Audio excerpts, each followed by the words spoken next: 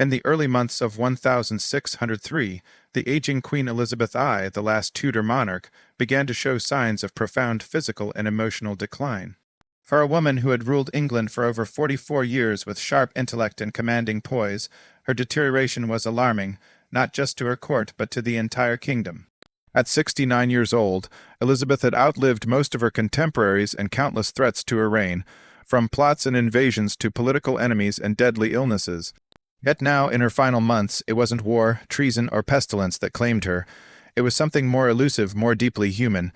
Beneath the royal gowns, pearls, and the carefully crafted image of the Virgin Queen, Elizabeth was exhausted. And not just physically, her spirit, once unbreakable, had begun to fracture. The death of Elizabeth I cannot be pinned to one clear medical cause. There was no dramatic final moment of collapse, no grand proclamation. Instead, what unfolded was a slow, almost spectral withdrawal from the world.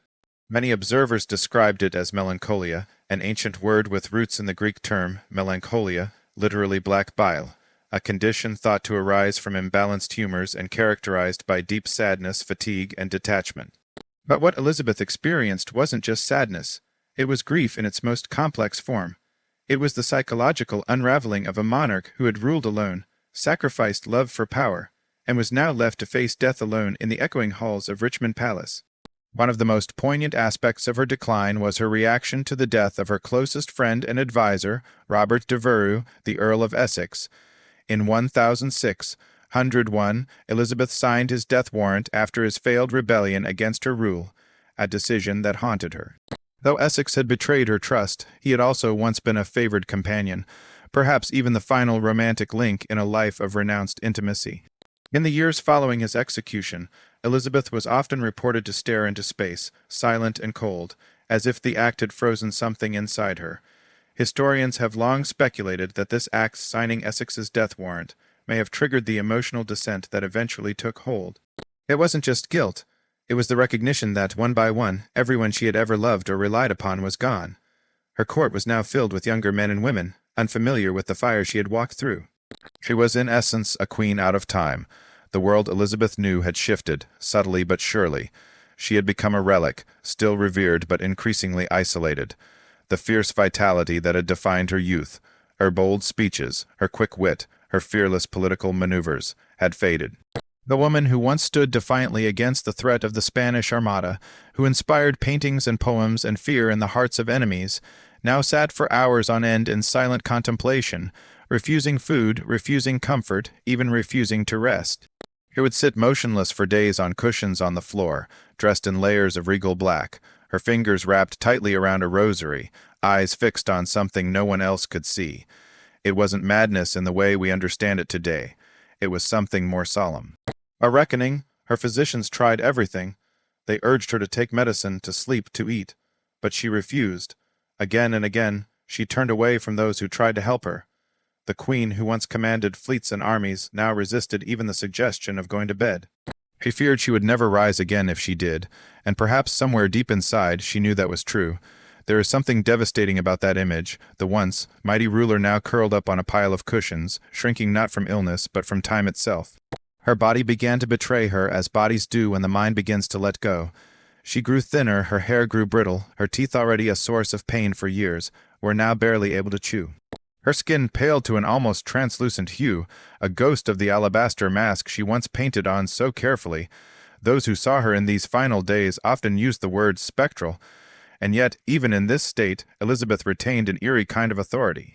Servants approached her with reverence, ministers still asked her opinion, but it was clear to everyone, the end was near. Whispers filled the court, rumors that the queen was dying, that she hadn't named an heir.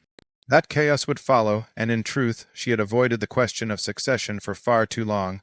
Perhaps it was pride, or fear, or a belief in divine fate, but as England hovered on the precipice of transition, Elizabeth remained silent on who should wear the crown after her. Some say she feared naming a successor would hasten her own death, as if acknowledging it would make it real.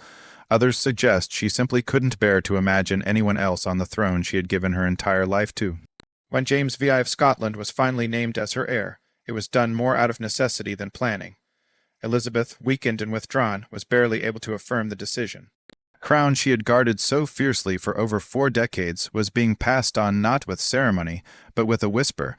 The virgin queen, whose reign had birthed a golden age, would not go out in glory. She would fade, like the setting sun over the Thames, casting long shadows and stirring winds, but no explosion of fire. In the final hours, she lost the ability to speak. Her breathing grew shallow. Her eyes, once sharp and calculating, stared past the world. On March 24, 1603, she died. No loud weeping, no royal spectacle, just silence. What truly killed Elizabeth I may never be known. Was it pneumonia, as some claimed? Blood poisoning from the lead in her iconic makeup. An undiagnosed cancer, perhaps, but more likely it was grief. The accumulated sorrow of a life lived alone at the summit of power. A heart burdened by duty, regret, and isolation. Her death was not one of drama but of dissipation, a slow, noble surrender to time. In the age of social media and viral storytelling, Elizabeth's final days would today be called tragic, haunting, queencore sadness, or the ultimate slow burn of a legendary figure. If it happened now, there would be hashtags, #last of the Tudors, #queen in black, #grief killed her. But no tags or posts can truly capture the complexity of her end. Hers was a death shaped not by disease, but by the emotional cost of greatness. She died not as Gloriana or the fairy queen, not as the fierce orator of Tilbury or the seductive sovereign of court portraits, but as Elizabeth, a woman weathered by the brutal intimacy of power. In the end, it wasn't the crown that weighed most heavily on her head. It was memory, and that weightless, invisible, relentless, was the thing she could no longer carry. In the golden light of Elizabethan England, behind the pageantry, the court intrigues, and the radiant image of the Virgin Queen, lay a hidden truth that is often brushed aside in history book. Elizabeth, I was deeply lonely. She was the center of a dazzling universe, but in that very orbit she spun alone. And that solitude, nurtured over decades, became more than just emotional. It manifested in ways that, many believe, ultimately contributed to her death. Born into the storm of royal scandal and uncertainty, Elizabeth learned early that trust was a dangerous luxury. Her mother, Anne Boleyn, was executed before Elizabeth turned 3. Her father, the infamous Henry Roman VIII, loomed as a titan of fear and political cruelty. Love for Elizabeth was either transactional or treacherous. She grew up knowing that to survive, she had to master herself, her emotions, her desires, her vulnerabilities. This self-mastery became her armor, but it also became her prison. As a woman in power in a time ruled by men, Elizabeth used her singleness as a political tool. She styled herself as the Virgin Queen, wedded only to England. Her image was a careful construct, her pale white skin often accentuated by layers of toxic lead makeup, the elaborate ruffs, the gleaming jewels, all designed to give her a celestial, untouchable aura. It worked, she was worshipped, even mythologized, but the cost of being seen as a semi-divine symbol was that she became isolated in ways most of her courtiers couldn't begin to understand. She had companions, advisors, favorites, but what she didn't have was intimacy. True, unscripted, no-judgment intimacy. Her closest friendships were with men like William Cecil, Francis Walsingham, and Robert Dudley. These were men she trusted, at least to some extent, but even they had to navigate her with care. She was the queen, not just a woman. To get too close was to risk everything. Perhaps no relationship illustrates this better than her bond with Robert Dudley, Earl of Leicester. Their closeness was undeniable. It was her confidant, her constant. Rumors swirled for years that they were lovers, that they would marry. But Elizabeth never crossed that line, never fully gave herself. And when Dudley died in 1588, the grief nearly broke her. He kept his last letter in a box beside her bed until her own death. That one small human act, holding on to the final words of the man she may have truly loved, says more about Elizabeth's emotional world than all the portraits ever painted of her. Loneliness, when prolonged, becomes corrosive. It doesn't just impact mood, it rewires the brain. Studies today show that chronic isolation can lead to cognitive decline, increased risk of illness, and a weakened immune system. Elizabeth may not have had modern science, but her body and mind reflected these truths. In her later years, her court noticed changes. She was more irritable, more paranoid. She trusted fewer people. She distanced herself, often spending long periods in silence. She lost interest in music, conversation, and even the witty court games she once adored. It wasn't depression in the modern clinical sense, but it was something eerily close. Social media today is filled with phrases like "it's lonely at the top," "CEO burnout," or "soft girl sadness." Elizabeth I was the original case study. She lived in a world of political high stakes and made decision after decision alone. Unlike modern leaders, she had no therapist, no wellness coach, no mental health awareness campaigns. Her coping mechanism was retreat. When overwhelmed, she would withdraw from her courtiers and advisors. Sometimes she would vanish into private chambers for days. In a TikTok-obsessed world, we'd call it a digital detox. But for Elizabeth, it was a slow retreat into herself, a space where no one could hurt her, but where no one could help her either. Even her health began to reflect the emotional toll. Elizabeth suffered from insomnia. She often went days without sleep. Historical accounts describe her as restless at night, pacing, muttering, unable to find peace. A queen without rest is a nation on edge, and the court knew it. Attempts to comfort her were often rebuffed. She became increasingly suspicious of those around her. Some historians now speculate that the decline in her mental health, fueled by long-term loneliness, may have contributed to decisions like the execution of Mary, Queen of Scots. Was it a rational political move, or the desperate act of a woman who felt more alone than ever, defending a crumbling image of power? Another glaring symbol of her isolation was her final refusal to name a successor. Some interpret it as strategy, others say it was fear, but there is a deeper, more intimate reading. Perhaps Elizabeth couldn't name a successor because it meant admitting her story was over. Naming another monarch was not just about policy, it was about erasing herself. In a life already emptied of deep human connection, this final act would have stripped her of even symbolic permanence, so she stayed silent. She held on until her body finally let go. Her death was quiet, almost cinematic. She didn't cry out, she didn't collapse, she simply faded, and in the stillness of her final hours, her loneliness became immortal. It was the kind of exit that would dominate headlines today. Asterisk, a queen dies after years of isolation. Asterisk, asterisk, mental health of iconic monarch ignored for decades. Asterisk, asterisk, solitude was her final enemy. Asterisk, hashtags would trend globally. Hash alone in the palace, hash last Tudor, hash the lonely crown. But history doesn't need hashtags to tell us what happened. It's written in the letters she kept, the spaces she left empty, the silences she cultivated. It's in the portraits where she looks untouchable, but not content. It's in the decisions she made that no one understood because no one truly knew her. In the end, Elizabeth I died the way she lived, powerful, poised, and profoundly alone. Her story is not just a tale of political genius or cultural legacy. It's also a cautionary epic about the cost of living without vulnerability. In becoming a symbol, she gave up the chance to be fully human, and while that sacrifice cemented her as an icon, it may have also hastened her end. Today, her legacy shines across centuries, but her final years whisper something far more modern, that loneliness, even for a queen, is a quiet killer, that no amount of power, beauty, or brilliance can fill the void left by love unshared. That beneath the crown, beneath the grandeur, was just a woman, longing, aching, and ultimately fading. They say history is written by the victors, but sometimes it is whispered by the things that go unspoken by the gaps, the rumors, the strange silences between the lines. In the case of Queen Elizabeth I, one of the most enigmatic monarchs in world history, that silence becomes deafening when you examine the mysterious circumstances around her physical decline. While the world remembers her as the Virgin Queen, Gloriana, and the great protector of Protestant England, her final days have remained cloaked in uncertainty. Among the many possibilities surrounding her health, one stands out with the unsettling sting of reality.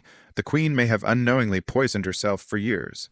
And her greatest enemy may not have been foreign spies, rebellious nobles, or even Mary, Queen of Scots, but the very makeup she wore every day. The idea sounds almost like clickbait in today's world. Asterisk, Queen killed by her own beauty routine. Asterisk, but in Elizabeth's case, this isn't tabloid sensationalism, it's historical science. Let's start with the look. Elizabeth's public image was everything. She wasn't just a queen, she was a myth in motion. She turned herself into a living symbol, an icon of purity, divine power, and unshakable will. But this image took effort, and in the late 1500s, it took chemicals. Toxic ones. One of Elizabeth's most defining features was her ghostly white complexion. This look became a royal aesthetic standard, a TikTok trend centuries ahead of its time, the ultimate beauty filter. But the truth behind that flawless skin was terrifying. To maintain that look, she regularly applied a compound known as Venetian ceruse. On the surface, it was a miracle mixture made from white lead and vinegar that covered blemishes, smoothed the skin, and gave that desired porcelain glow. But beneath the surface, it was corrosive. Literally, this so-called beauty cream slowly seeped into the skin, causing damage to the tissue, scarring, and eventually systemic lead poisoning. Over time, symptoms of heavy metal toxicity start small: fatigue, headaches, muscle weakness. But in advanced stages, they escalate: memory loss, tremors, mood swings, gastrointestinal issues, and organ failure. These weren't just inconvenient side effects, they were life-threatening. And they matched almost perfectly with the physical and psychological decline Elizabeth experienced in her final years. It's tragically ironic. In trying to preserve her image, her power, she was slowly eroding her body. In today's terms, it's the ultimate cautionary tale of beauty culture. Imagine an influencer so devoted to maintaining their image that their skincare routine becomes their slow undoing. Elizabeth, whether knowingly or not, was locked in that same toxic cycle. Historical descriptions of her later years paint a disturbing picture. Her hair thinned and fell out, her teeth blackened and loosened, she often complained of headaches and stomach issues, her temper became increasingly erratic, and she grew paranoid and withdrawn. These weren't just signs of aging, they were red flags of mercury and lead toxicity. By modern standards, her symptoms align eerily well with a medical diagnosis of chronic lead poisoning. Add to this the popular 16th century beauty ritual of using mercury-based solutions to remove skin blemishes, and you have a deadly cocktail. Mercury, like lead, can wreak havoc on the nervous system. The use of both substances in personal care was common in elite circles. Royals weren't just political trendsetters, they were beauty influencers too. Elizabeth wasn't the only one to suffer, she was just the most famous. Now imagine this in the era of skincare influencers, aesthetic procedures, and viral beauty hacks. Elizabeth I's routine would be a YouTube tutorial gone horribly wrong. Asterisk, watch me transform into a porcelain goddess using 16th century cream, warning, may cause death. Asterisk, the parallels are stunning. Then, as now, beauty came at a cost. But while today we worry about long-term effects of injectables or social pressure, Elizabeth was quietly dying from the very makeup that made her a queen in the eyes of her people. Even more haunting is how these rituals were deeply tied to her political image. The older Elizabeth got, the more elaborate her makeup and wigs became. She constructed a version of herself that defied time. In the age of Instagram filters and AI-edited selfies, we understand that instinct to erase flaws, to hide age, to maintain control over how the world sees you. For Elizabeth, this wasn't vanity, it was power. And like many in power, she feared losing it more than anything, so she doubled down: more ceruse, more rouge, thicker wigs, heavier gowns. She became almost a mannequin, a walking myth, but under the layers her body was failing. She reportedly had trouble walking, her eyesight worsened, she refused to be seen in public without her makeup even in extreme illness. One tale even claims that, in her final days, she refused to go to bed or allow doctors to undress her because she didn't want anyone to see the real woman beneath the legend. Her courtiers whispered behind closed doors. Some believed she was cursed, others suspected she was going mad, but none dared speak openly. After all, how do you confront a living symbol? How do you tell a queen that her crown is too heavy, her routine too lethal? If this were a Netflix drama or an HBO thriller, Elizabeth's final arc would be titled something like Asterisk, the Queen's Last Mask. Asterisk, and the tragedy is that she wore it until the very end. By the time she died in March 1603, she was barely recognizable. Gone was the golden-haired girl of the Armada portraits. Gone was the spirited, clever woman who turned down every marriage proposal to keep Englanders alone. What remained was a fragile figure, skin stretched pale and brittle, eyes hollow, lips faintly trembling, poisoned not by enemies, but by her own reflection. This isn't just a sad end to a mighty reign. It's a powerful reflection of how the pressure to perform an identity can cost you everything. Elizabeth was one of the most formidable rulers in history, but even she wasn't immune to the crushing weight of appearances. Today we see people, especially women in the spotlight, subjected to endless scrutiny about how they look, how they age, how they present. Elizabeth lived with that pressure centuries before the first selfie was ever snapped. And maybe that's the point. Behind every crown is a skull. Behind every flawless face, a truth no mirror can fully reflect. Elizabeth I ruled an empire, defeated the Spanish Armada, gave rise to a cultural golden age, and yet, in the quiet spaces of her palace, she may have been undoing herself one brushstroke at a time. It's not just history, it's a warning, a trending truth wrapped in a lace collar and painted in white. Sometimes the things we use to protect ourselves, to shield our image, to keep control, are the very things that destroy us from within. And for Elizabeth, the poison wasn't just political. It was personal, intimate, silent, just like her final breath. The death of Queen Elizabeth I is one of those historical moments that refuses to be neatly wrapped up in a bow. It's not just a chapter in a dusty book, it's an unsolved mystery with more twists than a streaming docuseries and more secrets than a locked iPhone. One theory that continues to fascinate historians and conspiracy buffs alike is the possibility that Elizabeth did not die entirely naturally. There are whispers, echoes, and eerie suggestions that her death may have been hastened either through quiet political pressure, calculated medical neglect, or even silent assassination. In a world where the stakes of power were life and death, it's not so crazy to imagine that some people may have wanted the Virgin Queen gone and sooner rather than later. By 1603, Elizabeth was old, tired, and deeply alone. She had ruled England for nearly 45 years, turning it from a fragile Protestant nation into a cultural and naval superpower. But while she wore the crown like an icon, behind the scenes, her court had shifted. The once loyal inner circle that surrounded her in her youth had died or drifted. New, ambitious courtiers, the next generation, were watching her like hawks, and not just out of concern. They wanted her throne. They wanted the next chapter. She had become, in many ways, an obstacle to progress. Think about the pressure of being the single most powerful woman in Europe, and yet every day, knowing people were counting the seconds until your last breath. Imagine that kind of toxic environment, like being the CEO of a crumbling empire, while your own board secretly wants you out. Elizabeth could sense it. She wasn't just dying physically, she was being emotionally and politically isolated. Now let's set the stage. England in early 1603 wasn't exactly chill. There were religious tensions still simmering under the surface. Catholics had never forgiven Elizabeth for the execution of Mary, Queen of Scots, a Catholic martyr in their eyes. Protestants were divided between moderate Anglicans and radical Puritans who thought Elizabeth hadn't gone far enough in cleansing the church. And on top of that, England had no clear heir. That's right, the woman who outplayed kings and defied all odds had never named a successor. It was the ultimate game of thrones, and the clock was ticking. James VI of Scotland, Mary's son, was the favorite to inherit the crown, but that wasn't a done deal. Any disruption, delay, or alternative successor could have plunged the country into civil war. So what if certain people in Elizabeth's court, or beyond, believed that speeding up her death was the best way to ensure a smooth transition, to secure peace, to prevent chaos? It's the kind of theory that might go viral today. Asterisk, did the Queen's advisors secretly let her die? Asterisk, power, poison, and politics. What really happened in Elizabeth's final days? Asterisk, it's juicy, it's dangerous. And it's not entirely impossible. Elizabeth's final illness is shrouded in ambiguity. There are no detailed medical records, no clear autopsy, no signed diagnosis. In fact, she never allowed her doctors to properly examine her in her last days. She refused to go to bed, refused food, and sat motionless for hours, sometimes standing in the middle of the room, dazed and silent. Her closest ladies, in waiting, described her as withdrawn, melancholic, and eerily quiet. Some claimed she saw ghosts, others said she barely spoke. One courtier wrote, "She is in a deep and settled melancholy from which no one can rouse her." But what caused that condition? Was it grief? Depression? Poison? Did someone close to her, perhaps under the guise of easing her suffering, simply step back and let nature or something more sinister take its course? Enter Robert Cecil, the cunning Secretary of State and master of quiet power moves.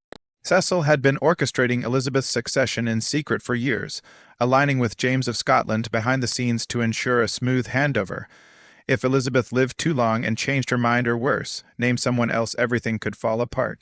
So some speculate that Cecil may have, at the very least, withheld information from her, steered doctors away from aggressive treatment, or even manipulated the Queen's fragile emotional state in her final weeks. This kind of political shadow play isn't just the stuff of ancient gossip. It's a blueprint for modern thrillers. Think House of Cards meets The Crown . It's power not through war but through timing. Her silence, through the subtle weaponization of health, privacy, and loyalty. Even more unsettling is how quickly the machinery of succession kicked in after her death. Elizabeth died on March 24, 1603, and within hours, Robert Cecil had already dispatched riders to Scotland to inform James. It was like a Netflix autoplay. The moment one episode ended, the next was already loading. The efficiency was almost suspicious. No delay, no hesitation. It was as if they'd rehearsed it. Of course, it's important not to turn speculation into slander. There's no direct evidence that Elizabeth was murdered, no smoking gun, but history is rarely about what can be proven beyond doubt. It's about motive, means, and opportunity, and in 1603, plenty of powerful people had all three. But what if we zoom out even further? What if Elizabeth wasn't killed by poison, or disease, or even neglect, but by a system that no longer needed her? She had become a symbol of a past era, and as the world rushed forward into a new age of masculine monarchs, global empires, and modern diplomacy, she was a relic. Revered, yes, but also inconvenient. Her death wasn't just the passing of a monarch, it was the end of a golden age, the death of a legend, and legends, as we know, often fade not with a bang, but with a whisper. Her funeral was grand, yes. Her legacy celebrated, but in the weeks and months that followed, her name began to disappear from political conversations. James took the throne, and the Elizabethan era was swiftly rebranded as something new, something more masculine, more centralized. Her image was frozen in time immortal, but also removed from the present. She became a symbol, not a person. So maybe, in the end, Elizabeth was defeated not by a dagger or a poisoned cup, but by time. By change, by the cold machinery of history moving on. Still, there's something deeply chilling about her final days. The silence, the loneliness, the queen who once ruled with words and fire, reduced to whispers and shadows. And the lingering question, was it really just time that claimed her, or did someone somewhere in the halls of power help history along? It's the kind of question that keeps people coming back, theories trend.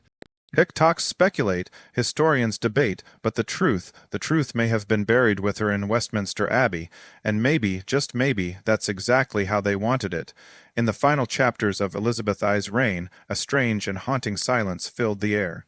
The woman once dubbed Gloriana the Virgin Queen, the fearless commander of hearts and nations, began to fade not in battle or blaze, but in eerie solitude. And what emerged from that silence was not merely the death of a monarch, but the dissolution of an era, the end of the Golden Age . Elizabeth's demise signaled the collapse of a world crafted in her image, dazzling, theatrical, powerful, and unmistakably hers. The Elizabethan age, filled with Shakespearean drama, pirate adventurers, dazzling court fashion, and unprecedented cultural expansion, died with her. The spotlight dimmed, the curtain dropped. A new act began, one that was darker, more calculated, and far less romantic. In today's language, Elizabeth I was a full-blown cultural icon, the it girl of European politics for nearly 5 decades. She turned her unmarried status into a flex, her portraits into power moves, and her speeches into cinematic moments that still echo today. But like many icons, her star began to wane. And when she passed away in 1603, it wasn't just the death of a queen, it was the death of a myth, a brand, a vibe. It was like the moment a long, beloved series ends, and nothing that follows quite hits the same. Under Elizabeth, England had lived in the light of spectacle. The queen was a master of image.